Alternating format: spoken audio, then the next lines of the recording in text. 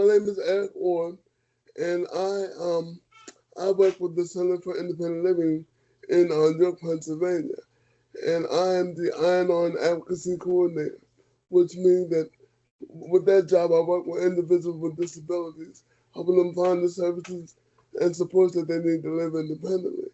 I've also been a user of the ABLE program for I would say about maybe 5 years now.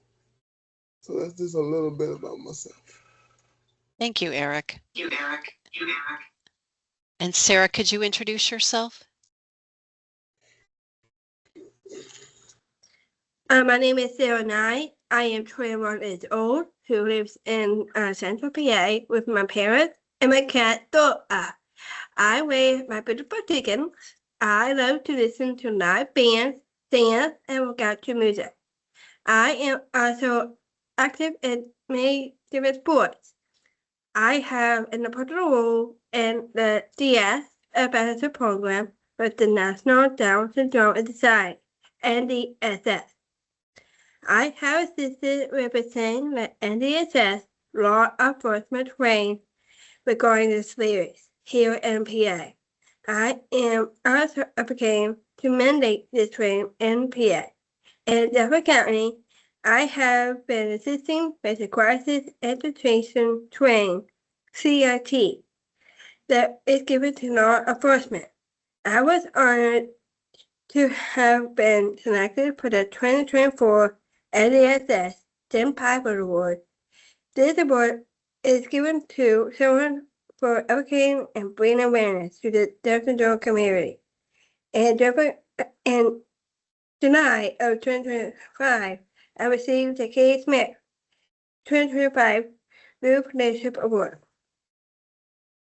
I serve as a family advisor for the PA with Family Network Vision for Equality, as well as a social media coordinator for the United Center for Policy Capital Area Public Works Coalition. My work focuses on empowering individuals and their families by providing resources, guidance, and community connections. I believe in meeting others, being kind and supportive, and advocating for people with disabilities. Thank you very much, Sarah. So Eric, can you please tell us about your job and what you enjoy about it? I know we all like getting a paycheck, but what motivates you? What else motivates you? Is it making friends at work or helping others or mastering new skills? Well, for me, I know that I truly love helping people. Because one of the things we do on my job is we work with individuals one-on-one to learn about the services and supports in the area. So if an individual comes in and let's say they're looking for work, I would sit down with that individual and work with them one-on-one to develop resumes, do job interviewing skills, things of that nature. So I just like working with individuals one-on-one to help them reach their goals, whatever their goals are, whether it's housing, learning budgeting, or whatever. So that's one of the things that I love the most about my job. Thank you. Sarah, when you started in the working world, were there any things about working that surprised you? Your sound is not on, Sarah. Most people do not seem to like their job or working. I hear comments like, I wish I didn't have to go to work tomorrow, or I hate my job. But I like working. It makes me proud and I feel good about myself. I wish others had the same feeling. I have opportunities to learn new skills, which builds my confidence. I love meeting new people. Both of my jobs offer me opportunities to meet new people, build relationship with them, and feel connected to a community.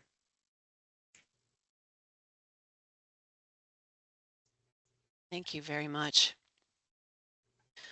Eric, what would you say to someone with a disability who's thinking about venturing into the working world? What advice would you have for them?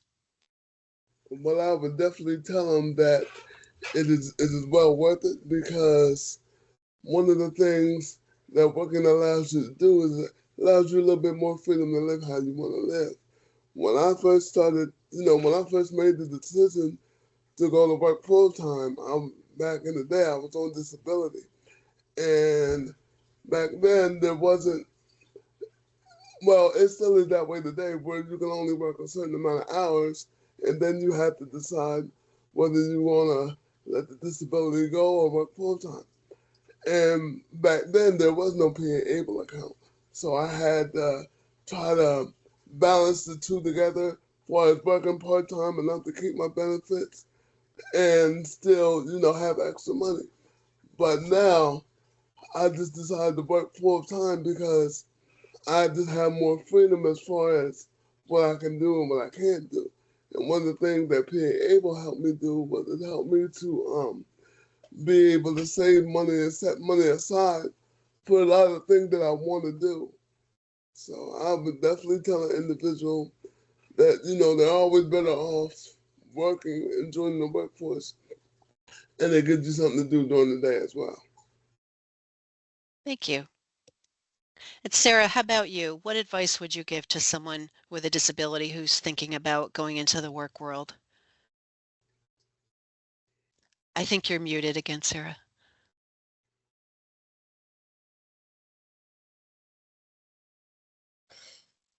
They should think about what job they would like to do, how, and then see if they would volunteer at a place to gain job skills that will help them in the job they want. Advocating is another to gain skills. I feel all the steps I take when I advocate would show an employer how dedicated I am to an issue. I worked with overall and clinic and they trained with clinic like their clear explanation camp and our application rise up retail industry found a maternal course and their Win Career Winnings program. Both of these organizations really helped me with skills to look for and attend any presentations, webinars, or a conference on donation or job-related information. Thank you. Eric, can you give some tips on how individuals with disabilities can find a job they love or a job that they're comfortable with? What are the factors that people should take into consideration when they are deciding whether a particular job is right for them? One of the things that I always tell individuals is to pick something that you would do even if you weren't getting paid to do it. Because a lot of times what happens is people come into my office and they'll say, okay, I'm looking for work. And then if I ask them, okay, what kind of work do you want to do? They'll say, oh, it doesn't matter anything, as long as it pays. As long as it pays. Problem with that is if an individual gets up and they go to work and they be on the job for a while and they realize that they don't like the job, then the chance of them keeping it is slim to none. So I always tell people, whenever you decide to look for work, pick something that you would do for free, or something that you would do on your spare time, and then you'll be more likely to keep the job and be there a lot longer.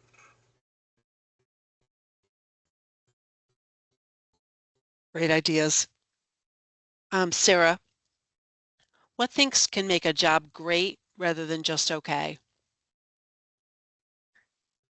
Number one, I am not sure about anyone else, but for me, it's my coworkers. I have great coworkers and a mentor who is also a coworker at both of my jobs. I can go to them if I have a question. They are so supportive. My coworkers are always looking for ways for me to increase my skills. They have sent me information about learning programs not within the company, but that would help me gain additional skills. Number two, having a job that you are interested in. My future goal is to have my own YouTube channel. At both of my jobs, I learned about social media and presenting in front of people, which should help me with my YouTube channel. I love being able to try new tasks at my job, like creating content on camera. It keeps my fun job. Awesome. Thank you. Eric, what do you wish employers understood about hiring individuals with disabilities? Well, one of the main things I think employers need to know about working with individuals with disabilities is that working with them, our dedication to work and the fact that we're a very valuable asset because what it'll do is it'll give them a different aspect or a different way of looking at a segment of the community that they might not have thought about. And then when the individual actually gets into the workplace, they can learn about certain challenges that they may not have been aware of, as far as like accessibility and things of that nature. And then working with an individual with a disability will allow the employer to learn how to work around certain issues and learn how to work around certain problems. So I think that's always a good experience for employers to get to work with individuals with disabilities. Gets them to look at things a little different from a different lens and perspective. Good points. Thank you. Sarah, can you talk to us a little bit about how you use your ABLE account? Do you mostly use it for short-term expenses like food and clothing, or bigger expenses, or a combination? We would all love to hear real-life examples of ways that people use their ABLE accounts. I love live music, and I bought concert tickets to see a performance from one of my favorite bands. I bought a movie ticket, like Minecraft movie. I used it to buy a fancy dress and accessories to wear at a gala. I attended in New York City. I used it for shoes that support my feet. I used it for my mouth guards that help me with not grinding my teeth. I have a juice mixer and have used my April account to pay for my monthly iTunes bill and for the software to remix and master my song. My phone was giving me problems, so I bought myself a newer iPhone and glittery pink phone case. No boring phone case for me. Mm. I love the dentist. I see, but he is not in my network. I use my AIM account to continue to get good dental care from a dentist who makes me feel uncomfortable. I love that I am able to save money in my AIM account and not have to spend all my money. My vision is to have my own home in my future, so I am hoping that my April account can assist me with expenses of owning my own home.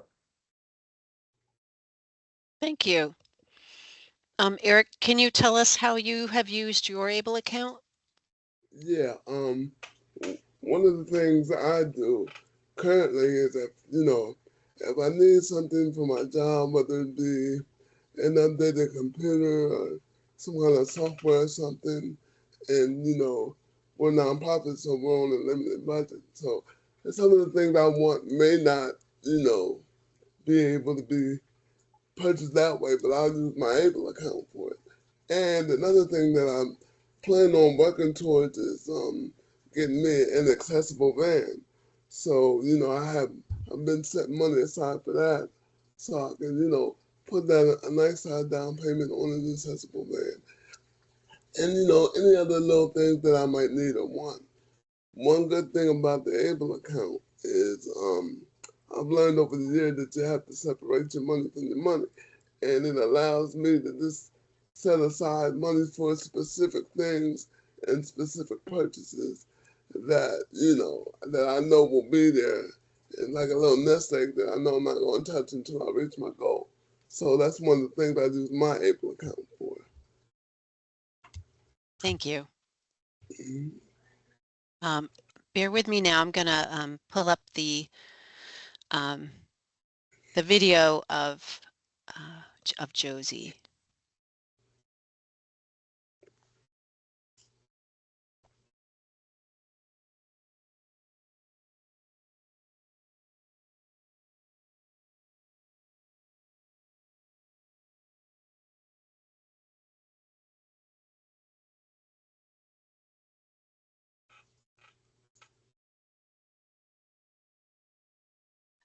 If people want to ask questions too, you can put your questions in the Q&A box, and we can ask questions of Sarah and Eric. Okay, we're going to get Josie's.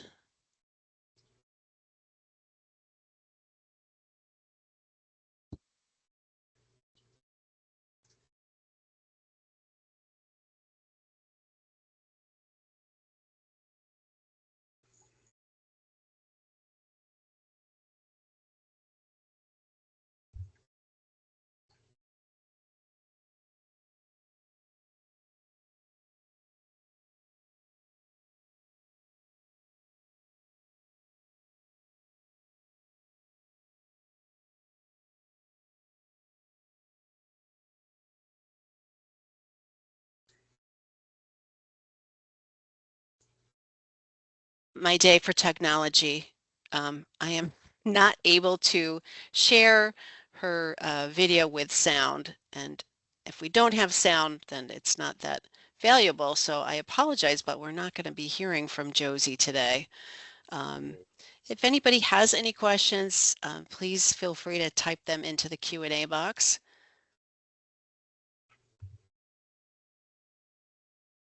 A couple people have asked about the webinars that we've held already this month, where those can be viewed. Those will be posted on the PA Able website in the next few weeks. So you'll be able to see those.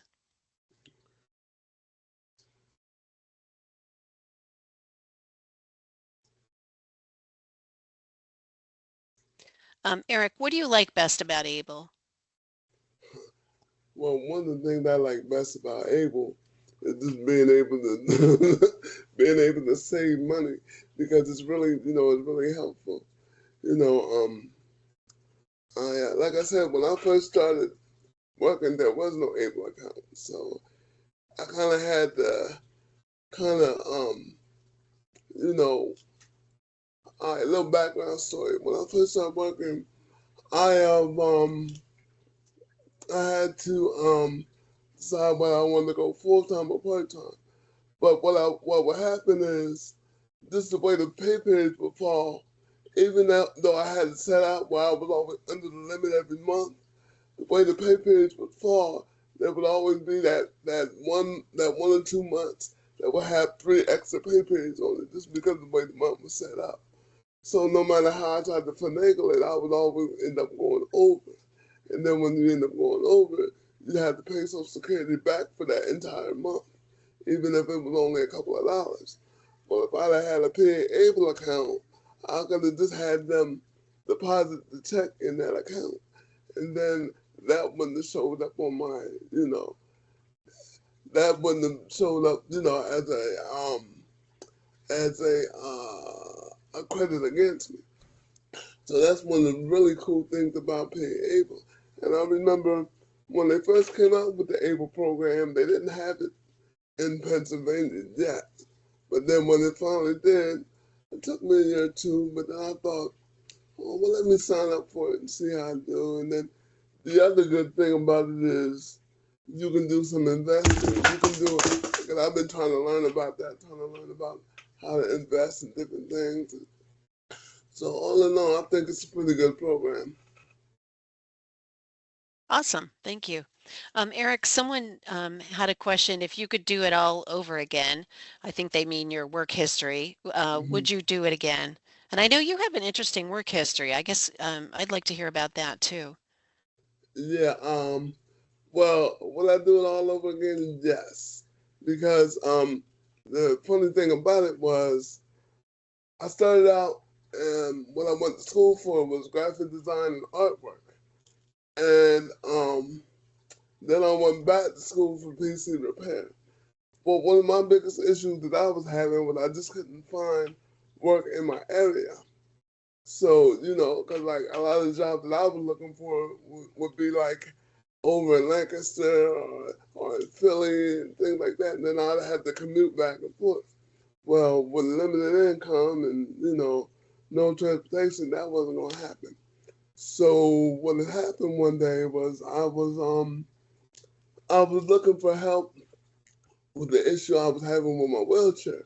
And I called up the Center for Independent Living and I spoke to my now supervisor and I was, telling her about everything I was going through. And so she set up the time for me to come in and meet with them. And when I did, I just so happened to have my resume with me, and after we got finished talking about, what my issues were, I showed her a copy of my resume. And she'd be like, oh, she'd be like, well, said, well, if you're still looking for a job, we might have something here for you. And I was like, really?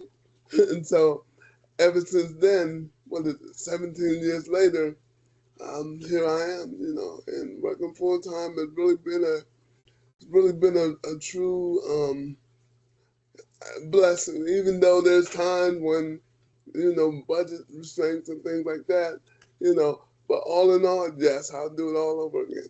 And I really like helping Awesome. people. That's great. This is for either one of you or both, whoever wants to answer. Um, when you started in your job, did you have a job coach? And if so, how did they help you?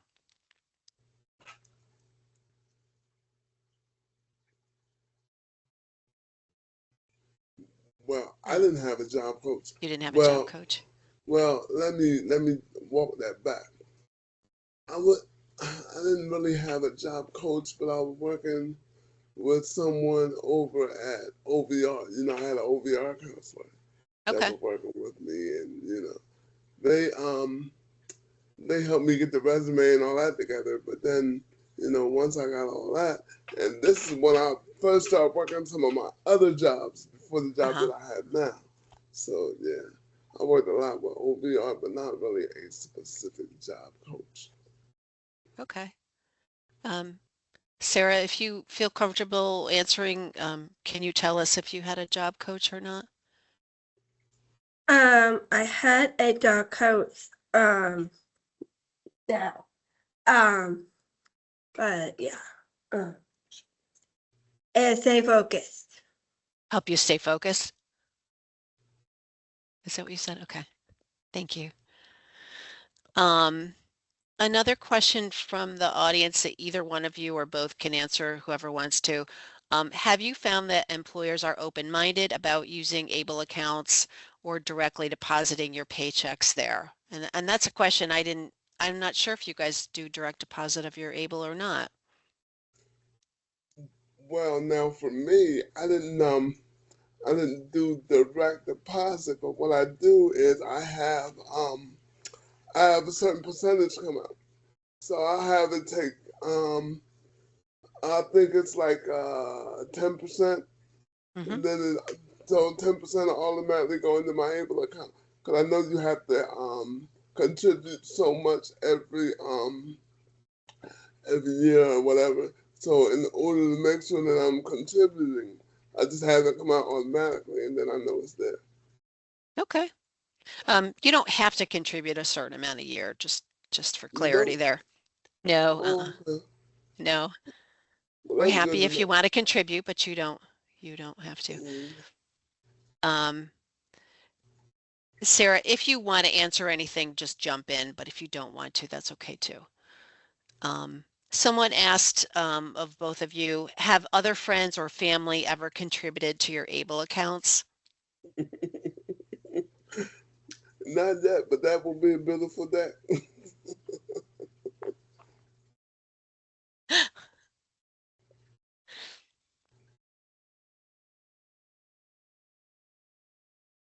And my parents too. Oh, your parents, nice. Excellent. Okay, someone else asked, do you use debit cards with these accounts? And if you do use a debit card, how is that working for you? Yeah, I use the debit card with mine all the time, and then so because with me and mine, I have a split between the debit and the savings. So if it's something I want to get or a specific bill I want to pay, I just use the credit card with that one, and then because I've learned over the years that it's always good to have a couple different accounts, and so it's working out pretty good so far. Good, thank you. I use my debit card for like a fancy dress that I wear to the gala. I use it for my shoes that support my feet. Uh, and I use it for my mouth guards. And I to the dentist. And yeah. Okay, thank you. Um, this can be for either of you or both. Are there ways that ABLE helps you with your job? Does it help you to get to your job or to buy professional clothing for your job or lunch at work or any aspects of the actual working world? Well, for me, I just use mine basically for like tech. Like I'm type I like to have like two screens, you know. So you know I'll go somewhere and I'll find like a separate screen, and then you have the connection to connect it to. So I'll use my Able account to pay for the second screen, or whether I want to upgrade my keyboard or something. I'm like a real techie guy. I love like nerdy stuff, so I'm always buying different tech. And a lot of times, because we're a nonprofit, I'll just I just use my Able account, and I'll just go get whatever it is I want versus submitting something and then wondering if it'll get approved, because then when you do certain things, it had to get approved through the state for certain expenditures and things of that nature. So I just go and get whatever I want, and that way I have it. Awesome.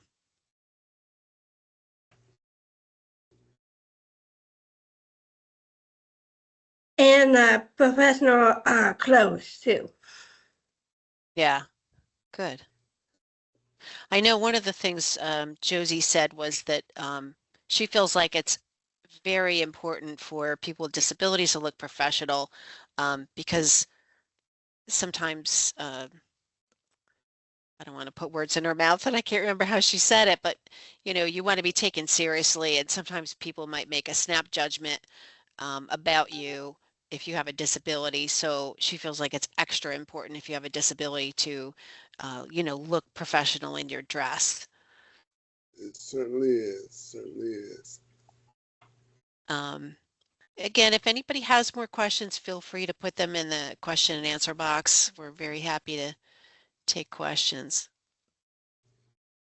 And also, Eric and Sarah, if there's anything that I haven't asked that you want to talk about, please jump in and talk as well. Other jobs, who I did volunteer at a National Down Syndrome Society. Cocoa Packs is a nonprofit food assistance organization and living history event. I worked at Texas Roadhouse as a Silverware warder. I worked there for 6 months. It was a great first job and helped me gain knowledge. Working at a real job and working with coworkers. However, the task of going somewhere did not assist me in developing skills for my future goal of starting my own YouTube channel. Awesome. I know Josie also said in her video that she has used her ABLE account to put the down payment on a house, and that she's been able to gut the house and renovate it and make the whole thing wheelchair accessible. And that she also uses her account for professional clothes, and she is saving for a vehicle that she can modify to make it accessible. I'm just going to look again at the question and answer in the chat box. And one good thing I know about the Able account is I also like to tell consumers that I'm working with about it. Like sometimes individuals might get like a inheritance from a family member or something like that. And then if they get something like that, the first thing is, okay, what am I gonna do? If I get this, then I'll be put off of, my benefits or whatever. And I always tell people, well, you can open up an Able account and put that money in there, and then you'll be fine. So that's another good thing about Able accounts that I let individuals that we work with know about. Good point. Thank you.